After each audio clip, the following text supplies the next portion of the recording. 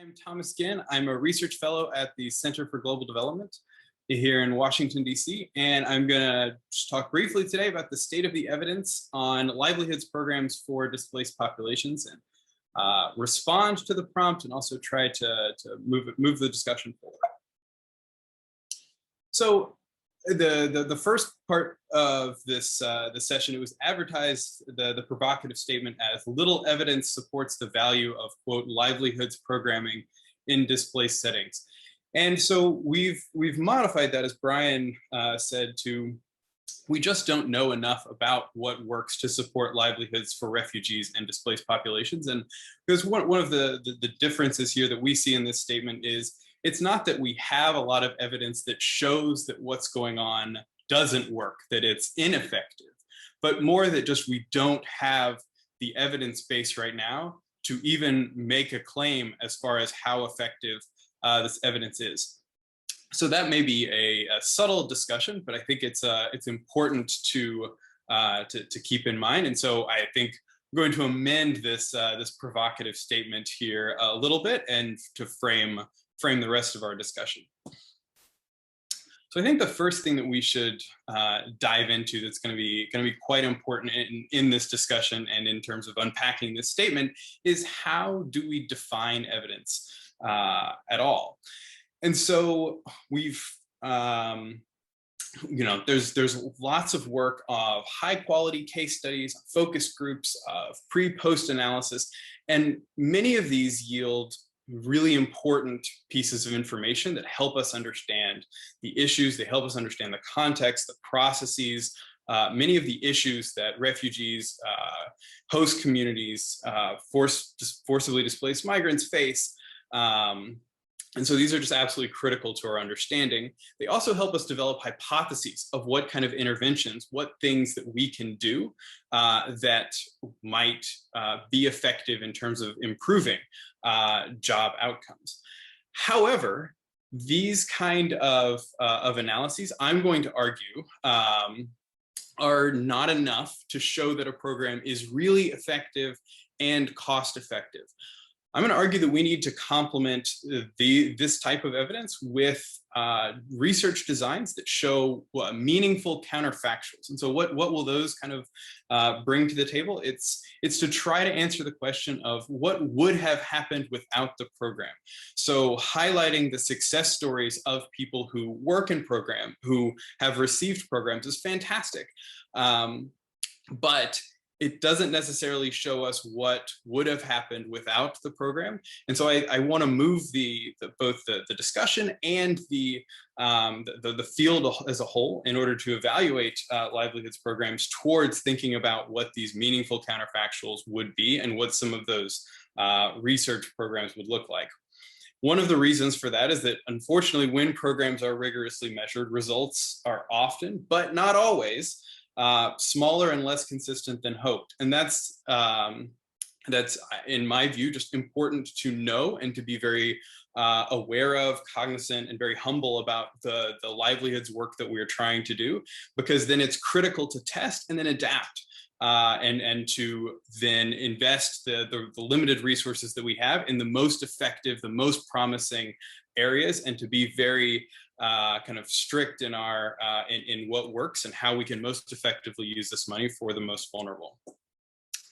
So what evidence do we have on livelihoods for forcibly displaced persons? The best overview of this I would point everyone to is a paper called The Job Interventions for Refugees and Internationally Displaced Persons by Kirsten Schudler and Laura Caron from the World Bank that was published last year. And so this is there's both a long report and a shorter brief here that the kind of punchline that I pulled out that I think is most relevant to our discussion is, quote, rigorous quasi-experimental or experimental evidence on job interventions for refugees and IDPs is scarce and mainly focused on high-income countries. So this, supports a version of this provocative statement when restricting our evidence base to quasi-experimental or experimental evidence on job interventions, and they define job interventions very broadly in terms of wage employment, self-employment, and similar to the definition of financial health that Brian mentioned earlier. So that's the paper I would say is kind of the best overarching view to look at the overall landscape right now. Then there's an interesting blog post by Nessa Kenny and Laura Ben Ray called Filling the Forced Migration Evidence Gap. And they note that there are less than 25 published randomized evaluations that evaluate any program for forcibly displaced people. So again, not that that's the only metric, and they're very clear that that's not the only way we should think about evidence, but that this is a really important complementary and kind of proof of concept piece here, and we just have very little about it. On top of that, 60% of these randomized evaluations are of psychosocial support that don't evaluate these livelihoods programs on the outcomes that we are hoping to move in terms of employment, financial health, income, things like that. And so I think an interesting question we'll need to dive into here is why? Why do we have, why is there this evidence gap? If I can kind of convince you that it does exist.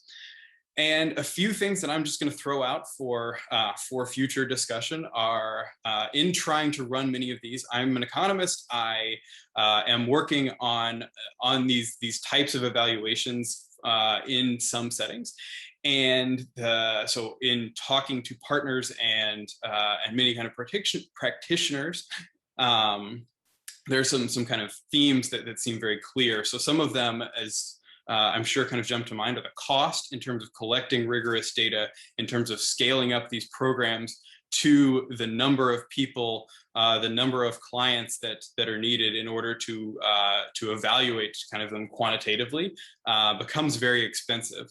The time it takes to set these up can be prohibitive, especially in these fast-paced humanitarian environments where people need things immediately.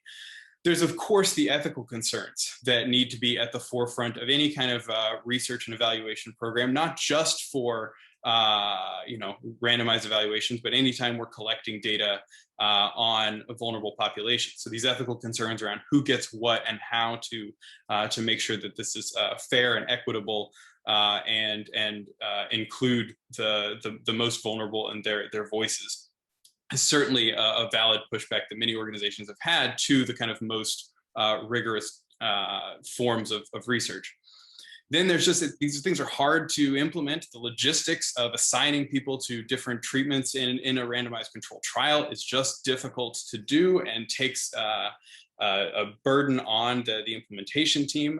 And then I also think we should talk about the kind of reputational concerns that people may have. There's a worry that I know maybe kind of left unstated a lot of times, but is people pour their heart and souls into these programs, and if a quantitative evaluation that will never be perfect concludes that there's not a kind of meaningful difference between the people who got it and the people who didn't, what does that do for the reputation of the organization in the future, for the people who really push this program? Like, is that going to have negative reputational effects on them? And I'll talk about that at the end, or why I think we should have reward more doing those evaluations as opposed to what the results are.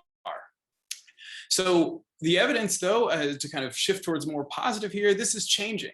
So also in that blog post, Nessa and Laura note that there's more than 40 ongoing randomized evaluations right now, so that this is possible, that all of those things in certain settings and certain criteria can be overcome.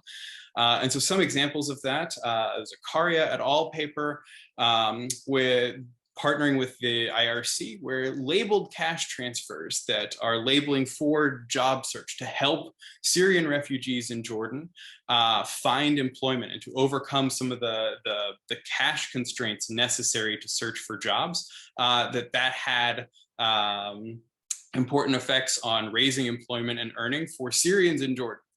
However, the same effect, if we think that we want to kind of expand that and say that this program worked, well, it didn't actually show any evidence of working for similar population of Jordanians. And so this shows where the kind of, trying to, the best laid plans might not always kind of have the results that we desire. And they also tried 2 other programs that were supported by some of the on the ground evidence in terms of information or psychological support. And those also didn't seem to move the needle on employment or earnings on the main kind of outcomes we were looking at.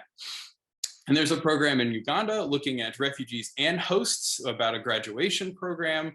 And this had, it seems to be positive effects just as intended. So a positive note. And they also looked at the difference between kind of group and individual consulting to kind of really look at the specifics of the design. And they found that there was no statistical difference between the groups and individual kind of coaching, so that the more cost-effective way to scale this program via groups, and that's an encouraging note. And then something that I think later speakers will talk about is the Rebuild program that I'm involved in and very excited about. So this is a multi-country, large-scale program to look at many aspects of livelihoods, including RCTs in Nairobi and Kampala over the next 5 years through IRC, CGD, and funded by the IKEA Foundation. And we will dive into more of that in the discussion and in the next speakers. So in order to kind of set the stage for that, we undertook a review of what evidence that kind of currently exists on both livelihoods for forcibly displaced people and more broadly in terms of just across low and middle income countries more broadly. And again, only focused on randomized controlled trials. What we found is that a wide range of factors contribute to success and failure, and that many of these programs are just inconsistent. And so that's not to say that there's not some that are more promising than others, but just that it's very important to kind of keep evaluating and to keep being kind of skeptical of what works and how confident we are that we don't need to kind of innovate any further. So one thing that's kind of fallen out of this literature is that supporting self-employment of own businesses that are owned by forcibly displaced people or people in low and middle income countries more broadly is generally, there's more promising evidence around interventions towards this population than supporting wage employment into the formal sector. And so that's not to say the programs supporting the formal sector can't work or can't be positive, but just that on balance, more of the evidence towards self-employment seems to be more promising, but that again, evaluation is key. So then we dove more specifically into which programs seem to have kind of a stronger evidence base. And so we looked at how reliable these programs seem to be under a very kind of broad umbrella of where they were, what they kind of were trying to do with every program being different, how large the effects were, and how many studies were in each one of these buckets. And so we kind of concluded that the most successful approaches at the current evidence stage were things like individualized business capacity building.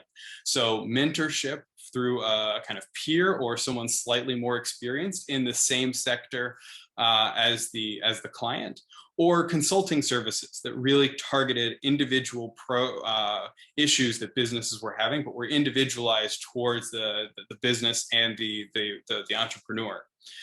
That's one bucket. The other one we put under most successful is cash, in-kind grants, and savings interventions for businesses. Again, not perfectly effective, but as some of the kind of more effective on balance than many of the other approaches. Some of the promising approaches but with more limited evidence were soft skills business trainings in terms of emphasizing personal initiative and teaching some of the kind of behavioral techniques there that we noted had some promising evidence. Things like peer groups for businesses, where peers get together and talk about the issues that they are facing together and exchange ideas. Then supporting gazelles, industries and businesses that seem like they're about to take off. And then skills certification for job seekers is kind of one exception to people looking for wage employment, is possibly being able to certify their skills with something that's verifiable to potential employers. Seems to be promising, but with limited evidence. Unfortunately, there's another bucket where the evidence suggests more caution. So things like vocational and life skills job trainings, many of the kind of livelihoods interventions are oftentimes focused on this because it's one of the few things that that governments may allow us to do or that we have a lot of experience in. But these programs are, we're saying that the evidence suggests caution here in terms of whether these are the most effective kind of use of resources moving forward. Similarly with apprenticeships and job matching, that the kind of difference between the people who get them and the people who don't, on balance, seems to be smaller oftentimes than we would hope. So then we've got other areas that we think, many areas are worth exploring with little evidence that doesn't, and we just are arguing for expanding this kind of rigorous evidence base and innovating in these kind of new sectors that target maybe specific refugee-specific barriers, individual barriers, and that any of these programs that don't work on a broad scale or don't have the evidence for may work in very specific contexts and for very specific groups, and just the need to kind of continuously evaluate and question. So I'll sum up here by arguing that even if we had kind of tons and tons more evidence, that there would be no silver bullet or kind of one size fits all livelihoods program that I think many people agree with. Also, I want to kind of emphasize that the takeaway I want you to have here is not that randomized controlled trials are the only strategy, but just that I'm arguing that they're a critical tool in the toolbox, as we say, to help think about what cost-effective livelihoods programs for forcibly displaced populations would be. And the one study alone will never be the final word, that many critical evidence, qualitative evidence, many other things are critical to complement the large-scale rigorous quantitative work. And then just the point that I made earlier, that we need to fund and also reward people and organizations for doing rigorous evaluations, not just based on whether the program works or whether they can argue that it works based on some less rigorous methods, and then reward people for transparently reporting results, even if those programs don't yield the results that we hope, and then reward people for adapting future program accordingly as we move forward in this space. So I'll stop there. Thank you very much, and look forward to hearing from everyone else. Yeah, thank you so much, Thomas. That was fascinating, and especially some interesting provocative questions you raised, actually more questions. So thank you for that. Quick reminder, keep posting your questions. I'm not checking the chat, but my colleague is. We shall come back to this during the the discussion time. So without wasting time, now let's hear from my colleagues from IRC, Claire and Christine, about this rebuild that Thomas has hinted on.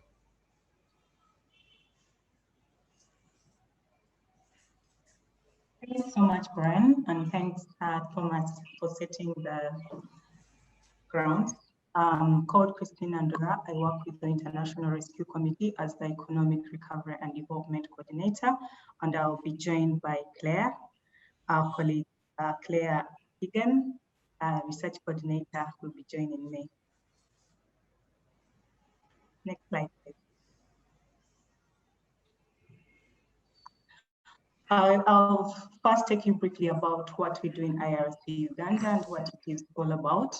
IRC in Uganda was established or started programming in Uganda in 1998, and we have a number of programs, and we do work on a multi-sectoral approach, and our programs include economic recovery and development, health, women's protection and empowerment, protection and rule of law, and education. We have offices across 6 sub-counties, 6 sub-regions and 6 settlements. The FIND research and programming is focused on the West Nile region and Kampala, working with urban refugees. IRC works to promote financial inclusion in different ways, and we do this to include unbanked individuals to enable them access to useful and affordable financial products and services so that they are able to meet their different needs, basic or not basic needs. We do this through facilitating formation and support to VSLS, that is Village Savings and Loan Associations, promoting self-employment by supporting startups and expansion of existing businesses through grants. We also enhance refugee business skills and financial literacy through trainings. And we do promote client and context appropriate businesses and conduct a lot of research to build evidence on what works and what doesn't work regarding financial inclusion.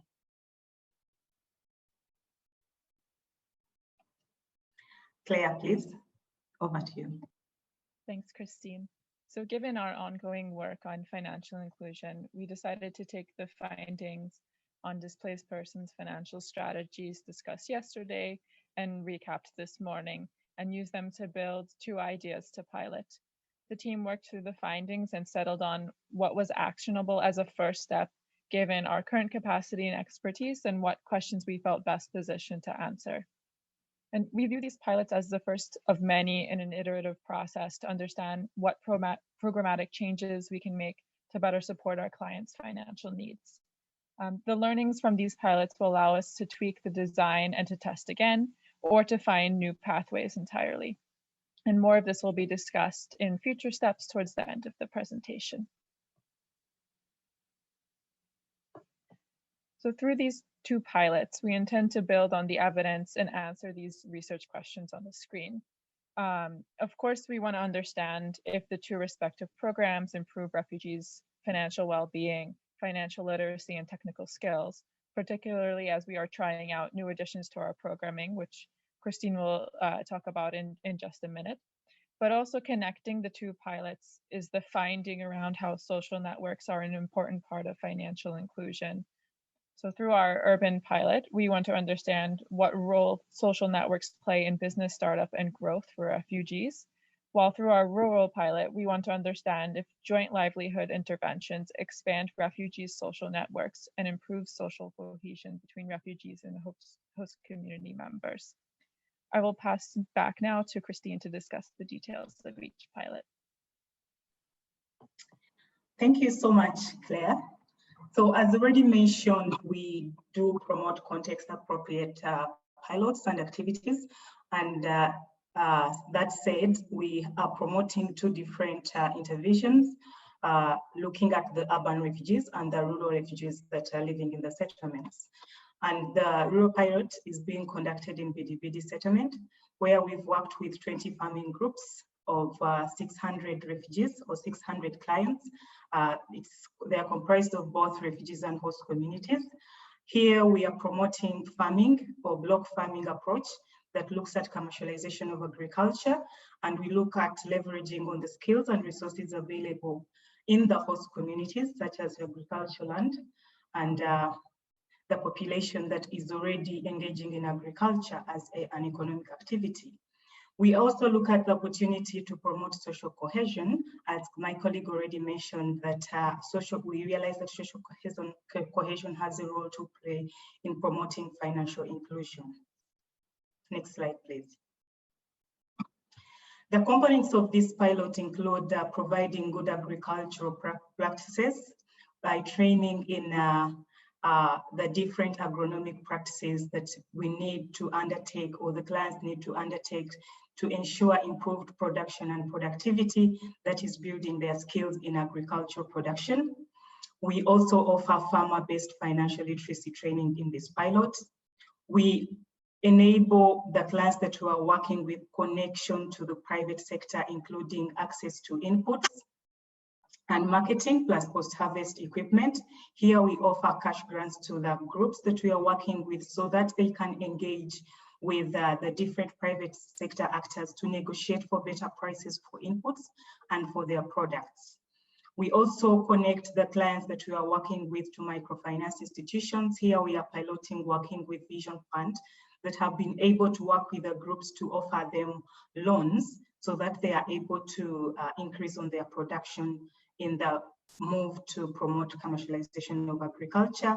We are looking at promoting sunflower as a commercial crop, and we are working with Mukwano, a private sector company that processes,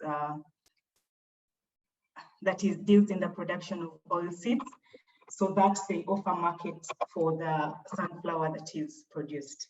Next slide, please. What we've done so far, IRC has conducted a baseline where 401 clients were reached out of 600 clients to understand what is the economic profile of these clients that we are working with, what is the level of access to finance or financial support, How are they connected to the different financial institutions? What is their access to land? As most of us could be aware that refugees do not have access to land. They are just given a small plot of 30 by 30 meters that is only enough for putting up a shelter for their households. So how are they able to access land? What is the trust level between the refugees and the host communities? And what level of social networks are currently available between refugees and host communities? And follow-up is planned after the season, after the project the pilot has ended, to see how the project has impacted on all these factors that I've mentioned above. Has their financial support improved? Has the access to land improved? Has their social networks improved? And how is this impacting on their access, on their financial inclusion? Next slide, please. I now move over to the urban pilot in Kampala, given that in Kampala is a business hub that has so many clients and there is no access to land. We could not promote agriculture in the urban, so we are looking at a new model of apprenticeship trainings where the clients, the refugees and vulnerable host communities are self-selecting the apprenticeship hosts. And we are looking at a more comprehensive mentorship training for apprenticeship hosts before they host their clients and take them through the mentorship. And we also offer financial literacy training and business grants, because we are doing all that in anticipation that whatever we are doing is going to translate into increasing incomes. So how best they are going to utilize this increase in income to invest in assets, to invest in businesses, is going to be informed by the level of their financial literacy. So that's why we tailor financial literacy to these pilots. So the barriers that we are going to address by these interventions is the access to skills building opportunities, because most of the refugees will mention that they do not have access to skills building. And also, as mentioned earlier by the presenter that came before us, is the role of social networks. So we're going to also measure and see what social networks have been created during this apprenticeship model. And also access to capital, as I mentioned, that we shall be giving business grants at the end of the mentorship period. Next slide, please. This is the journey that we are going to take the urban clients through. IRC is going to do a profiling of the clients, where we're going to identify the existing skills, because we are aware that some of the refugees already have skills that they obtained from their home countries before they were displaced to come to Uganda, and others have received trainings from other development actors. So we are going to do a profiling of what existing skills the clients do have. Then we shall prepare the apprenticeships through taking them through financial literacy, work readiness, and the required documentation.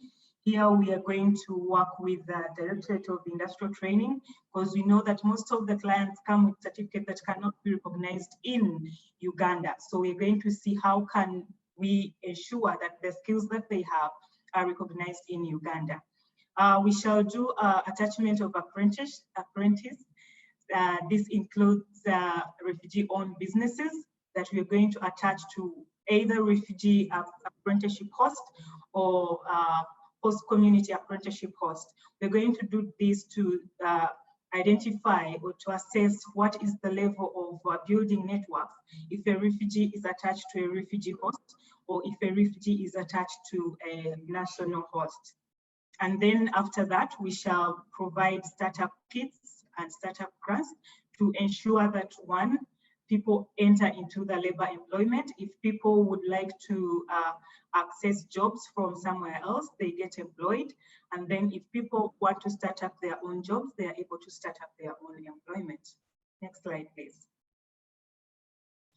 So far, for the urban pilot, we are set to launch by mid this year, and we're going to work with 40 clients. And the clients interested in starting their own business will also receive business skills training, They will have to develop business plans that it's going to be a basis for us to follow them up after the apprenticeships, and they'll also receive a business grant from us. Next steps, pending final findings and client feedback, IRC will adapt and scale up pilots, designs, and current programming.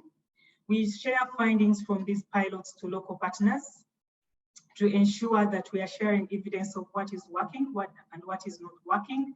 And we'll use the FIND pilot in informing our upcoming research in a review project, which is Refugees in East Africa, Building Urban Innovations for Livelihood Development, that is being implemented in both Kampala and Nairobi, where we're going to conduct randomized control trials on mentorship of micro enterprises, which is either going to be peer mentorship or group mentorship. And the learnings from these pilots and from this research will build evidence that we'll share with the rest of the practitioners. Thank you very much.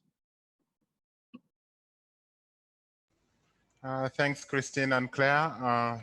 That was quite interesting to hear. So my question to Philippe, is this a refugee-led CBOs, or is it a mixture of hosts and refugees? How is the the constitution of the CBOs? Yeah, so it's interesting question a lot, Brian. In Naki Valley, we found out that there are refugee-led organizations like SACO for microfinance, and also youth organizations who are already involved in promoting projects. And we found out that it's a good base to start. And we also found out that they are more into an NGO approach, where they can do interesting things like repellent health services, but they don't have any sense on how to make that sustainable at some point of time. So really working with them on the social business model, meaning that, yes, the purpose is there, but how they will have money, revenues, potentially at the start from grants, but certainly at some point of time, they need to find revenue streams coming from the local refugees. And in Keriadongo, we started more with 2 SACOs outside the settlement, but in Keriadongo, it's not far. And interestingly, they are composed of internal displaced people. So they were more in the northeast of Uganda, and that's a couple of years, maybe 10 years. They've been displaced to Keriadongo, and they form a SACO, which is really, is at least working properly. And we started to implement greening and milling machines so that the members can have a better revenue from their maize production. And now we are more into a solar-powered hatchery, and having the farmers having a small unit of poultry farming with a solar panel, so that they can also benefit from the solar at home. And interestingly, they were super open to enlarge their SACO and cooperative to refugees within the settlement. And really there is a link between the fact they've been internally displaced and they are really open to engage with refugees in the settlement. I hope I answered your good question, Brian. Yeah, thank you. Definitely you did. Yeah, thank you so much for that experience. Yeah. Please, if you have any comments or questions, you can raise your hand, but I have maybe one for Thomas. I mean, of course, thank you for the examples you presented, but one question that comes to mind, as we know, displacements are always complex. Most cases, they are not static, they don't follow a predictable path. in addition, the displaced are already a heterogeneous group with, various needs.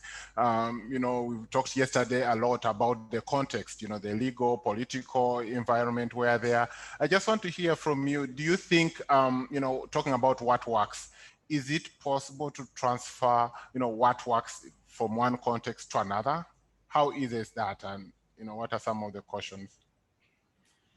Thanks, Brian. I think that's a great point, and I would argue there can be some kind of cross-context lessons that we can learn with a kind of continuous emphasis on what are the local dynamics here, right? So one strategy that researchers have started adapting is by trying to run very similar programs across context, and in some of these larger studies, we've seen that the results are fairly consistent across contexts.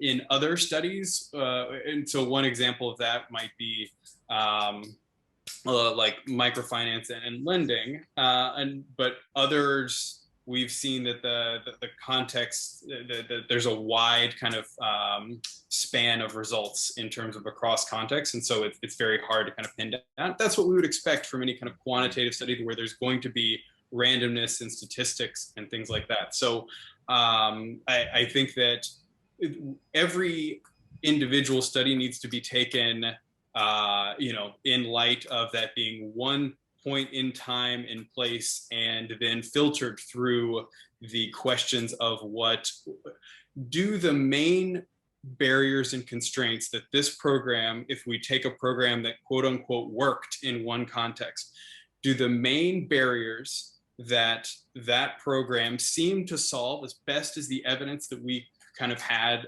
at the time, were those barriers the same ones that are present for the population that we are trying to serve in this context? And so I think just saying that there's nothing we can learn across context is not correct, right? So some of these barriers are very similar. We've seen that, cash to small businesses across contexts is oftentimes quite effective, or the most cost-effective thing that we have, even though there are many times when it's not as effective as we would like.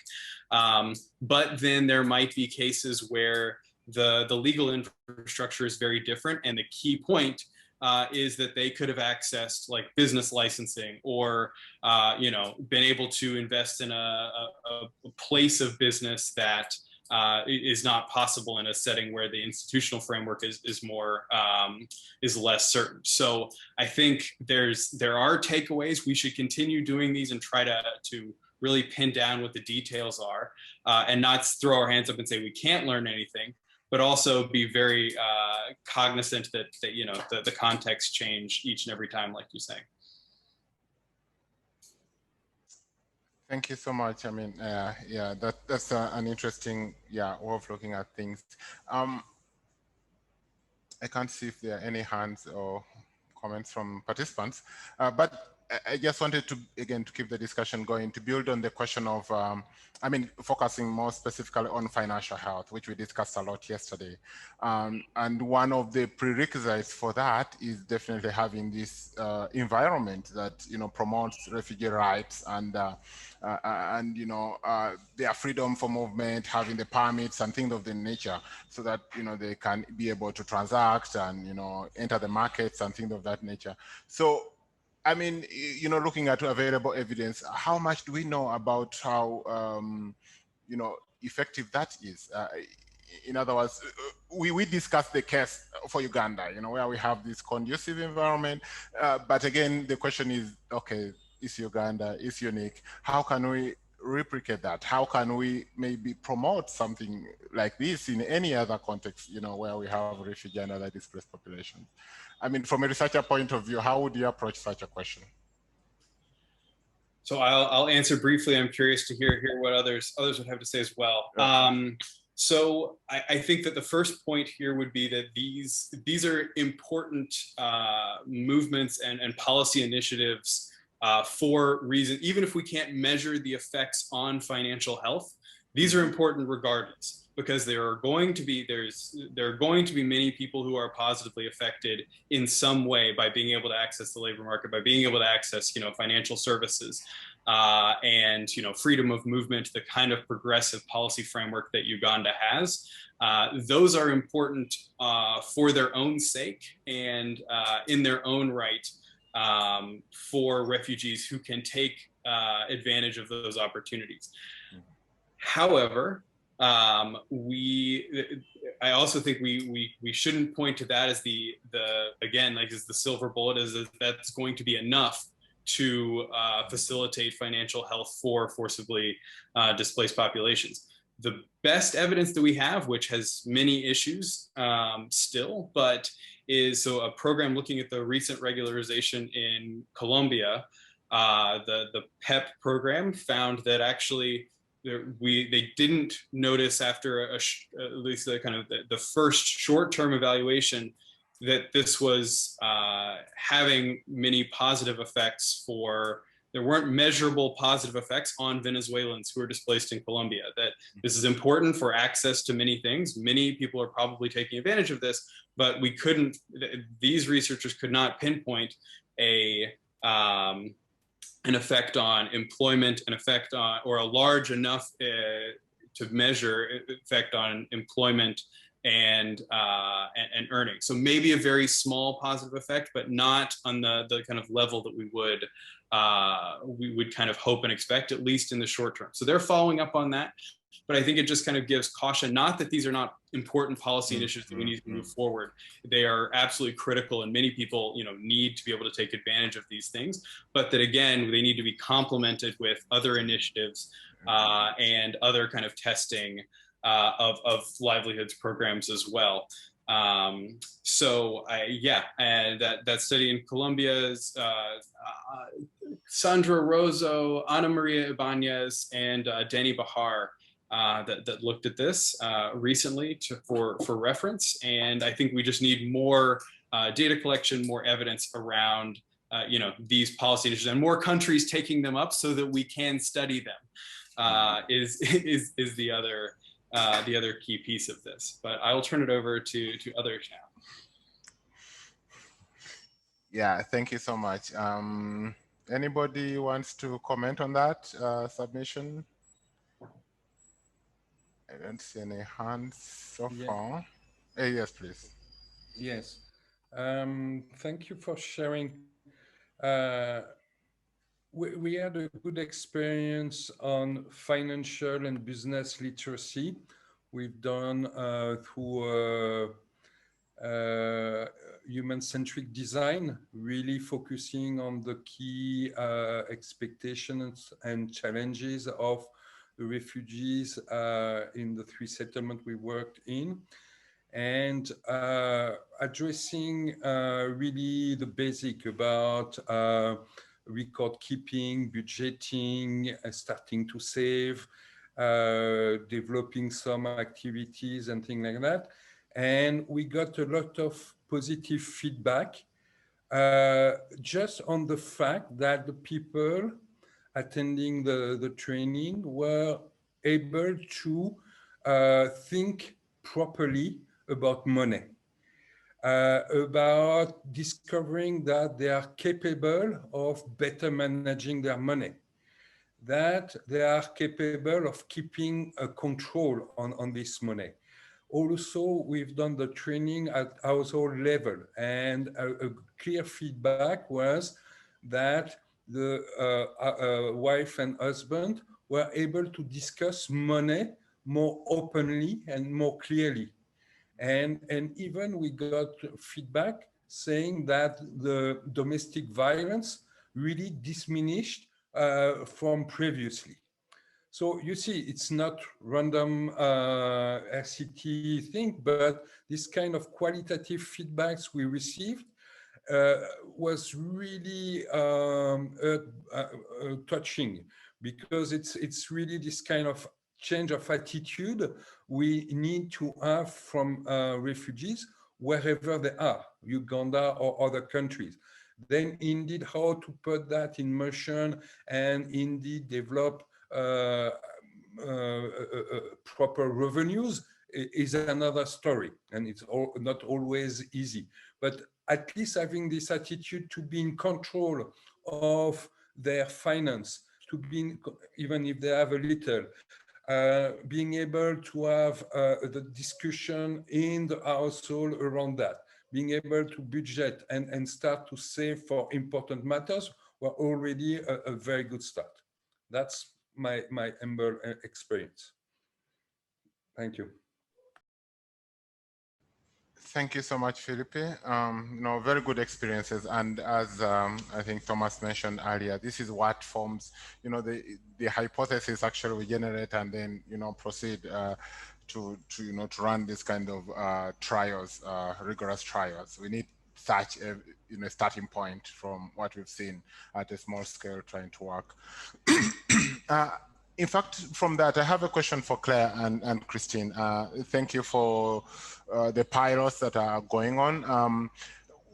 What's the plan after completion of these pilots? Is there any plan to do something more rigorous, with some counterfactuals to kind of nail down some evidence from what you're trying to study now? Christine or Claire, maybe I'll direct this to Claire. Sure, thanks, Brian. So we mentioned briefly at the end of the presentation, we are hoping to take the findings from these pilots and to help inform these larger RCTs we'll be running in Uganda and Kenya around mentorship. So sort of treating these pilots as opportunities to learn quickly and then to adjust for future pilots, but taking these learnings along these very rapidly paced pilots so that when we design what we want to do for the RCTs, we're better informed at that stage.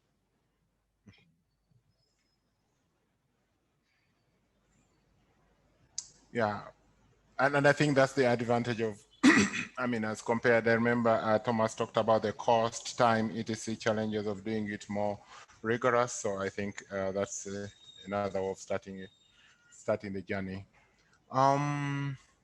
Any more comments? I know we have some few minutes left.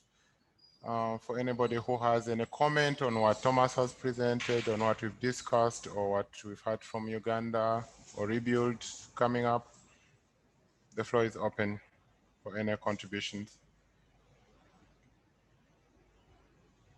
Yeah, I see Clarissa saying that is true, because in the camp, domestic violence for women is the living day of a woman. Yeah, I think that is. Clarissa, do you want to air your compliments? Hi, can I just ask a question? I didn't know how to raise my hand. Yes, hi, I'm Eva. I'm a master's student in migration studies, and I would be interested in bringing a gender perspective into this discussion. And I think my question would be probably rather towards Thomas. What, in your opinion, studies say about effects for women, but because a lot of livelihoods programs, they're also focused on bringing women into the labor market, how successful that is? Sure, thanks very much, Eva. And I think the gender lens is super important as we've kind of emphasized. Context and kind of specific populations face very different constraints, and of course women being an important one, that we actually do see different effects for different programs along those gender lines, as you mentioned. So I think that there is some promising evidence of trying to encourage women into more kind of male dominated sectors, but I think the evidence on that is less. I think that at first, a lot of the programs around just cash, so unconditional cash, we're finding larger effects for men and negligible effects for women.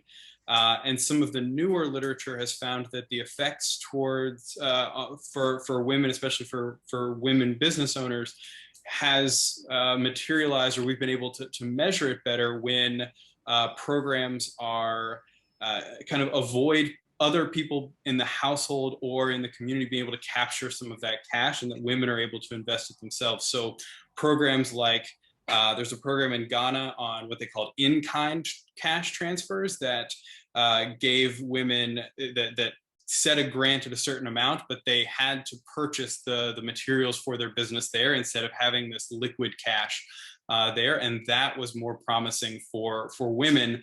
And the theory being that it was not captured by kind of members of the household and actually able to be invested in the business.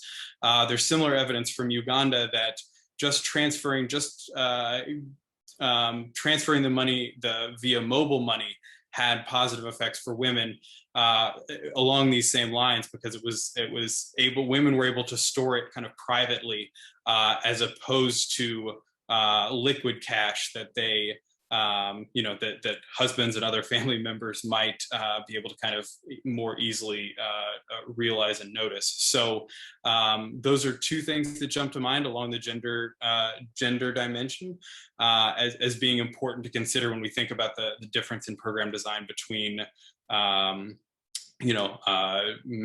and women-owned businesses, at least in that specific context.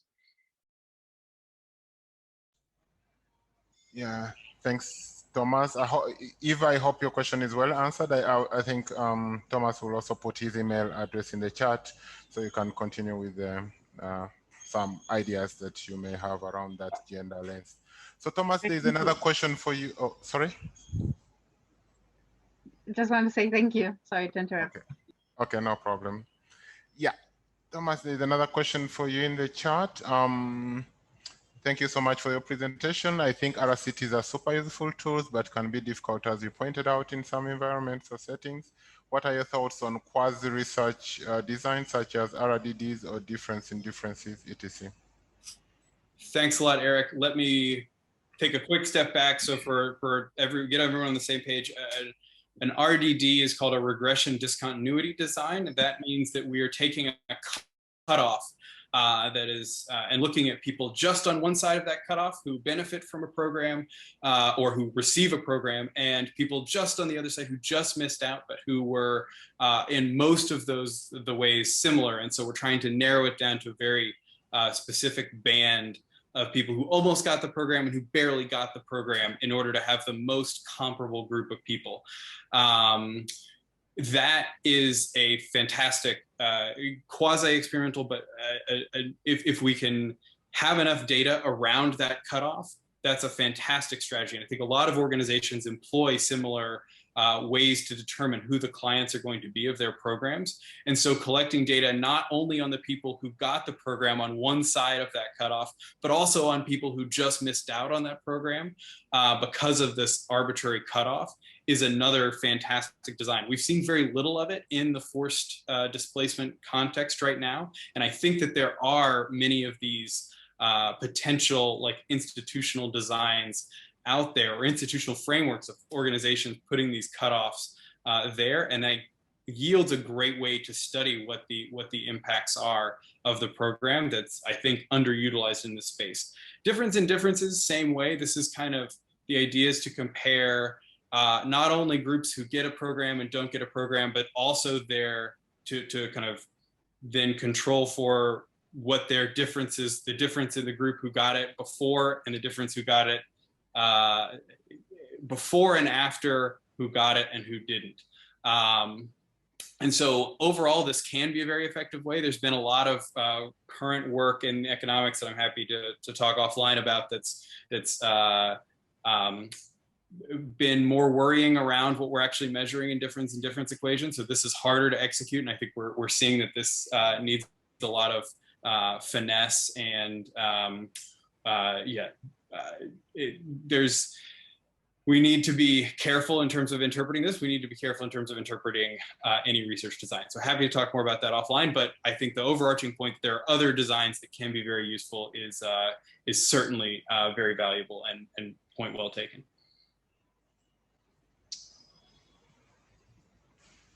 Thank you so much, Thomas.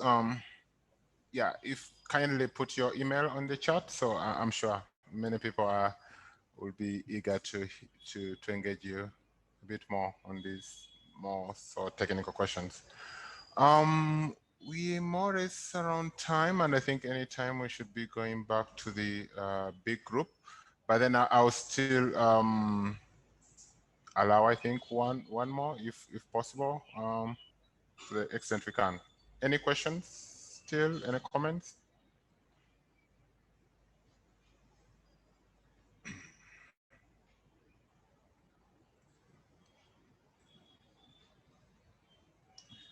Okay, so I think yeah, thanks everybody. Thank you for, for this discussion.